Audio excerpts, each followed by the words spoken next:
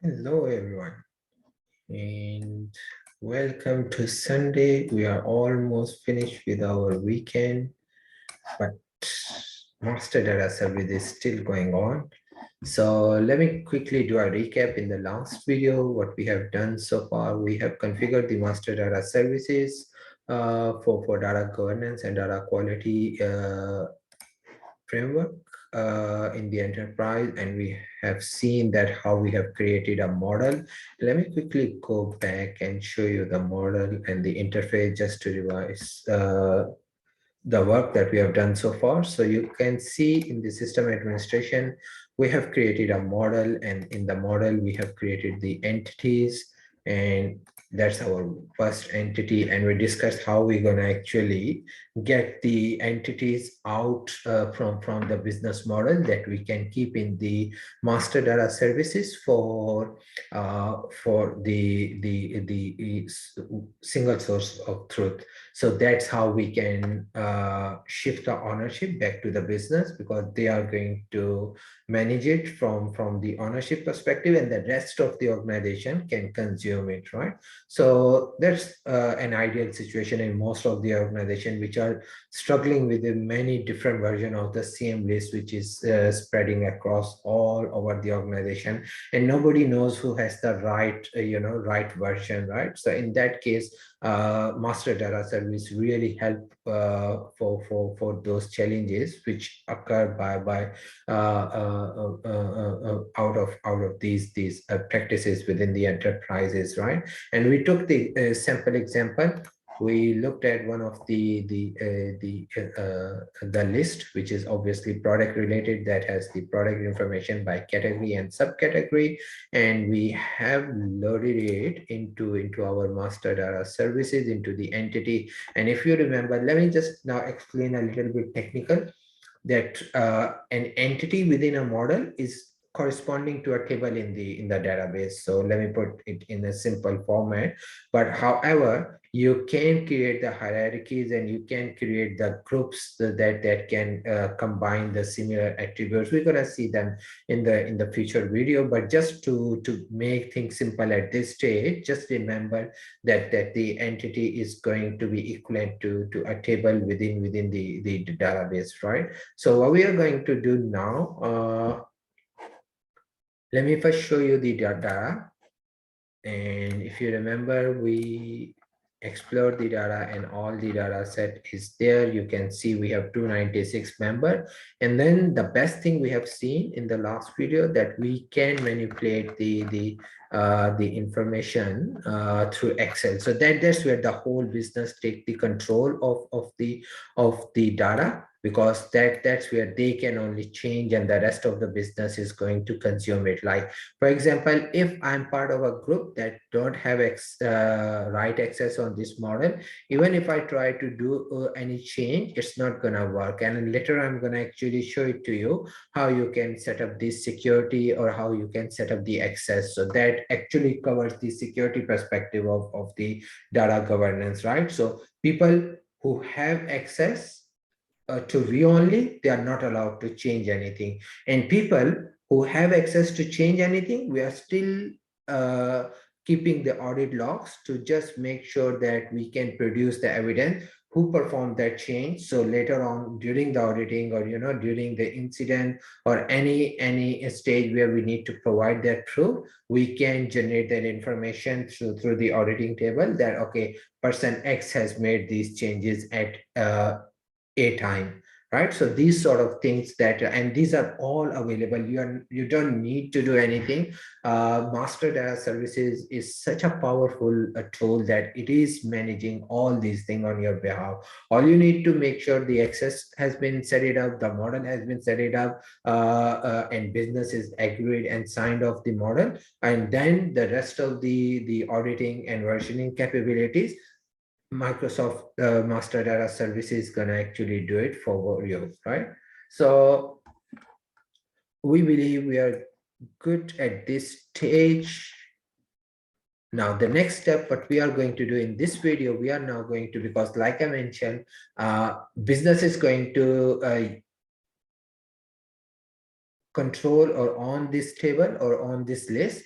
However, we need that data in our databases or in our data warehouses. So how we are going to actually integrate? So today we are going to look how that integration will happen. And in order to integrate, master data service provide the views capability, which actually create a view for our database consumption. So it encapsulate all the complexity under the view, which is going to be part of the MDS database. And if you remember, I actually mentioned this database while we were doing the configuration. So now we're going to see how it will be used for providing the information back to our databases, right? So I have my own sample database, which I will call analytics tab. What I'm going to do, I'm going to use that product information, or let me put it a product dimension.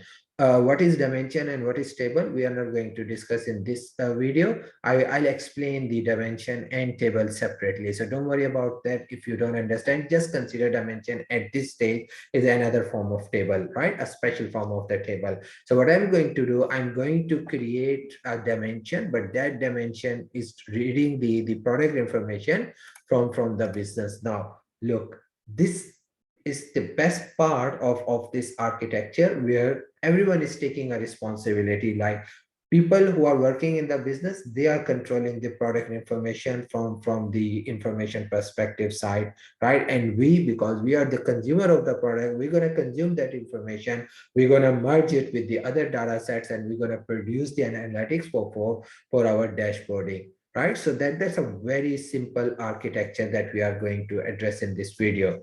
So now go back to the MDS.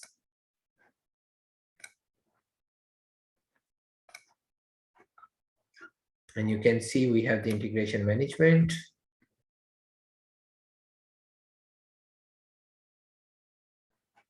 You can see create view. What is import data? That is part of another aspect of the integration, which we'll discuss in the next video.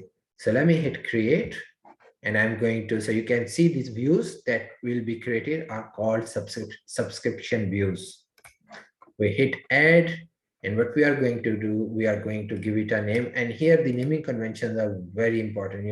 You won't let everyone to create their own naming convention for the object that they are creating, because that will create a lot of inconsistency later on, and it will put some additional complexity which is not necessary to deal with, right? And sometimes it wastes a lot of time. So what we normally do, we put a standard, and those standards are already available in most of the enterprises. We can follow those standards, and if for somehow you are unable to find those standards, so guess what, build your own standards, right? Build the standard that what naming convention you're going to use against view, against tables, against store procedure, against the dashboard, right? And the rest of the team will adopt or adapt based on these standards, right? And these standards are always debatable, because they are always there for improvement. It's not a hard and fast rule. We change standard from the improvement perspective. So what I'm going to do, for normally what I do, I put view with always VW underscore. That's the prefix which I normally use to show view. So what I'm going to do, I'm going to use VW underscore, and then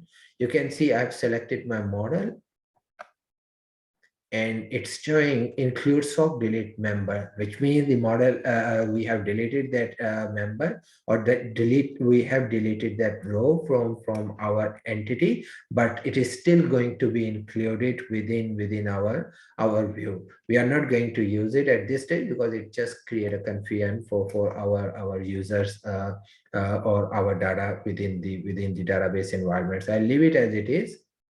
Version information. So you can see it is giving us the version information. Like, we can create multiple version of the entity, and we can take out which version we are going to use in this view. So at the moment we only have one version, so we are going to stick with one version. Data source is going to be entity, and you can see currently we only have one product, right? We are not going to use derived hierarchy in this one, but in the future video you're going to see how derived hierarchy works. entity, and then the format is we are going to use the leave members, which is completely up, you can say a very simple way of creating a view on top of a table. You know, it's a very similar concept like how we create a view on a single table. We are following the same pattern in here, right? So far so good. What I'm going to do, I'm going to call it product, and because it's coming from MDS, so I'm just putting a postfix as MDS, so it will show where the source is. So I know that this product which is view, and it is coming from MDS. Now all good, and I'm going to hit save, and you can see we have created one product view. Now I'm going to show you how it works in the database. So if we come back to the database, let me just close this file. I need to open it up. I have already installed. Let me cancel it out. If I go to MDS, and I just, because we have recently created, so you can see it's the existing bug of Microsoft interface, that it won't show you the newly object until unless you refresh it, right? I'm seeing it since 2005. Hopefully in future, sometime when Microsoft gets some time, they will fix that issue, but so far you might need to live with that if you are unable to see your new object, just hit that refresh button and it's gonna appear. So you can see my new view. It is available into MDS database on my database server. I'm just going to click, and I'm going to select top 1000, and you can see we have 2096, but we have the data with some additional information, which is coming with some metadata information that MDS is using to maintain our data within that entity. And you can see it's all about, our data starts from here, product category ID. But above that, there are some system defined attributes that MDS is going to use to maintain our entity, not only from the version perspective, but also from the change management perspective, and for all auditing perspective. So you can see last change date, last change time, last change version, what version we have of this record, right? So all these things, it's going to be maintained within our within this view, right? However, we might know all these attributes. So what I'm going to do, I'm going to take out all these ones, because I'm only interested at this stage my main data set, right? Because I just want to create it as a dimension.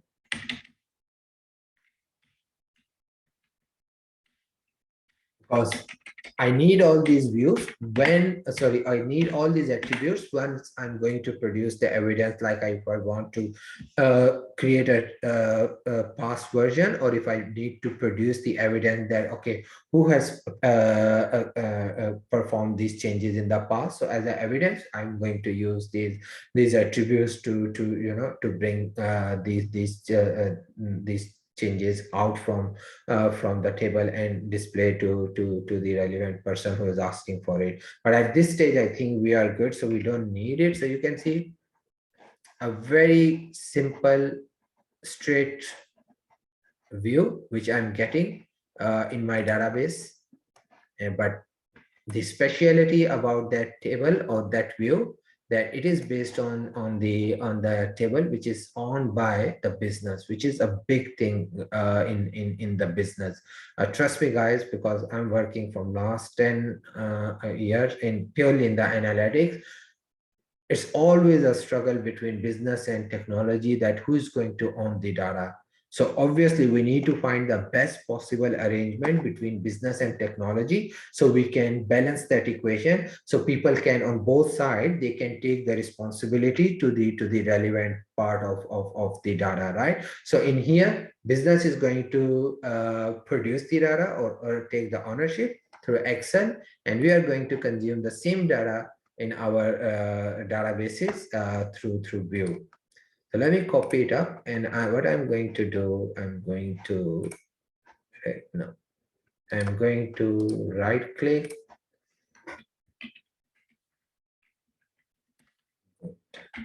create We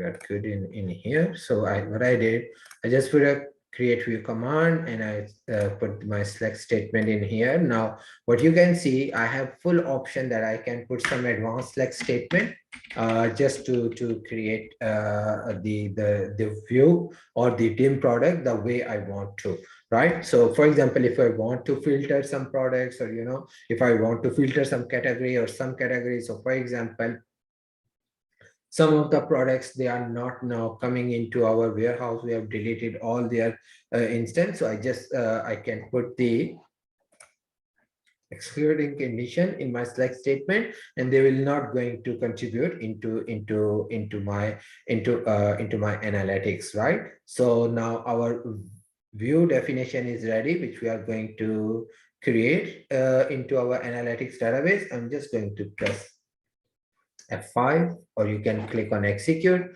and you can see the dim product has been created. So if I just right click, you can see there's a bug that it won't show the view that has been created. So what we're gonna do, we're gonna right click and click refresh.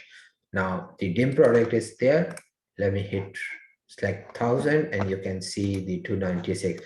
So now we are fully we have fully covered the both side. One side where business is taking the ownership, and we are using that data into our system.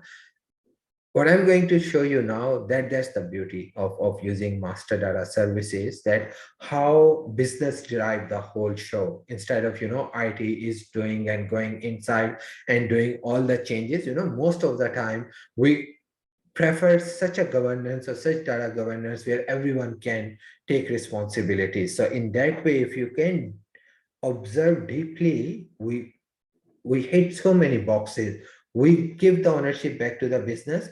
We are using the data which they are producing for the analytical purpose. And if they want to change anything, they don't need to rely on IT to do anything, right? Because once that dimension or that table has been created, now this table is dynamically linked with that Excel file which is used by the business. And how we can check it, what we're going to do now, we are going to do some changes. So for example, right now it is unknown, but what we identify, maybe after some time, we know this product size is going to be. And by the way, let me first get the record so I can show it to you. Product is the accessory, helmet, and sports helmet, right? So we have product ID 711 431 711. So let me quickly go back into the by the way, you can see, if you are not you don't like these red squiggly lines, there is a key, shift control R. It will just refresh the local cache, and these squiggly lines gonna go away. Sometimes looks really bad because these normally give completely false impression that maybe your query has the error, while it's just more like the cache has not been refreshed. So that's why you are unable to see the changes, right? So as soon as I press the control shift R, it's going to refresh the cache, and then it's going to recognize, yeah, a new view is available into the database, right? So now, because that red squiggly line, that always show the error, but the previous error was not a genuine error. Now we have a genuine error because where is expecting some sort of condition, which we are going to put now. Product ID is going to be 764, and product category ID is going to be 4, if I remember correctly, and product subcategory ID is going to be, I think, 13. Let me just 711 31 and 4.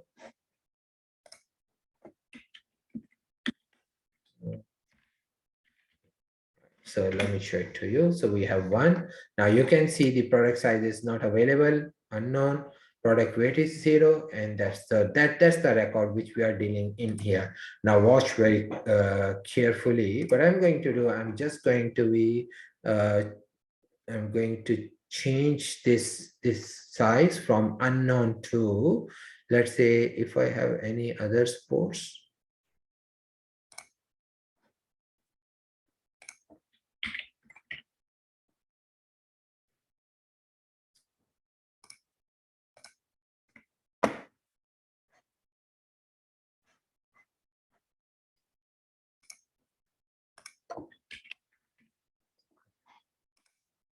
Better, yeah. So I can see sport helmets, they are not coming with any size. So what I'm going to do, okay, in that case, I'm just going to give it a size of, for example, 45, right? So like I mentioned, as soon as there's an error, it's saying numbers stored as text, I'm fine with that. That's the Excel error, so we can safely ignore it. But you can see, like I mentioned previously, that as soon as you do any change, it's going to change the color of the cell. That shows you that there are change that needs to be published, because like I mentioned, Excel won't publish the change, or Excel won't apply the changes straight away. As soon as you do those changes, it gives you the opportunity to review them and then hit the publish button to publish these changes back into the database. And I give the reason in my previous video. It will really help us to make sure, because sometimes we are doing changes which might need to revert at the end, right? So if they are auto commit or auto publish, that takes the opportunity, and sometimes it wastes a lot of time and energy to revert those changes, so which is a good feature. So let me hit now publish. I'm good. Changing. Let me just put the command, changing course helmet type actual size.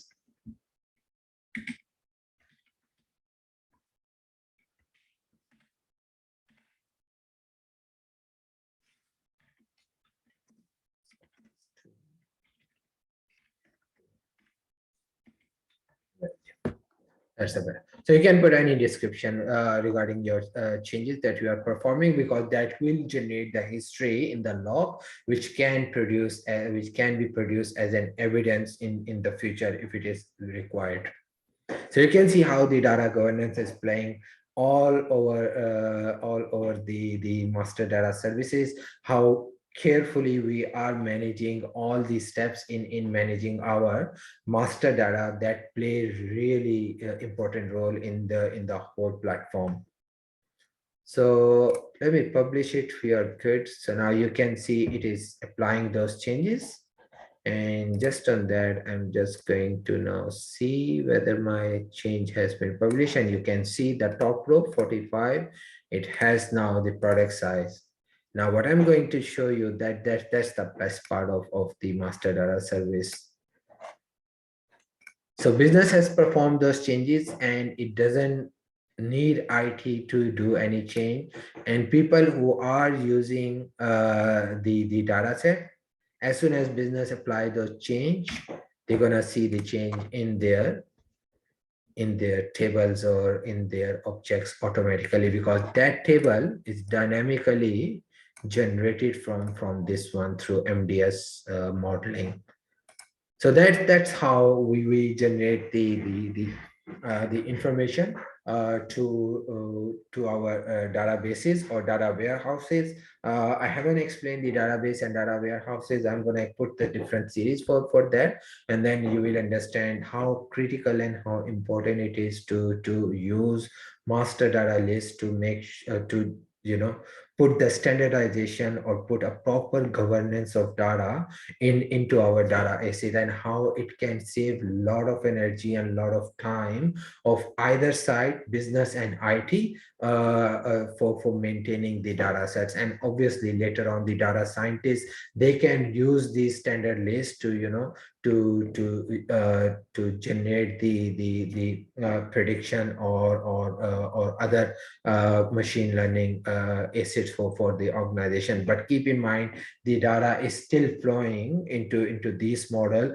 through our business data assets, right? So if we are managing our business data asset in a nice way, that will definitely help the data scientist or machine learning engineer to produce the best recommendation or prediction or any sort of machine learning model that can help business to advance in progress into its vision or strategic initiatives. So that in this video, I think that's pretty much it, which I want to show you guys, that how the Excel and the database are interlinked, and how the changes that have been made in the Excel file are reflected automatically without any human intervention. Keep in mind, these changes are not made by any person except the business owner. So business is doing these changes, and they will drive the whole analytical system automatically. There are other use cases as well, which I'm going to discuss in the next video, which will really help you to understand more about the master data services.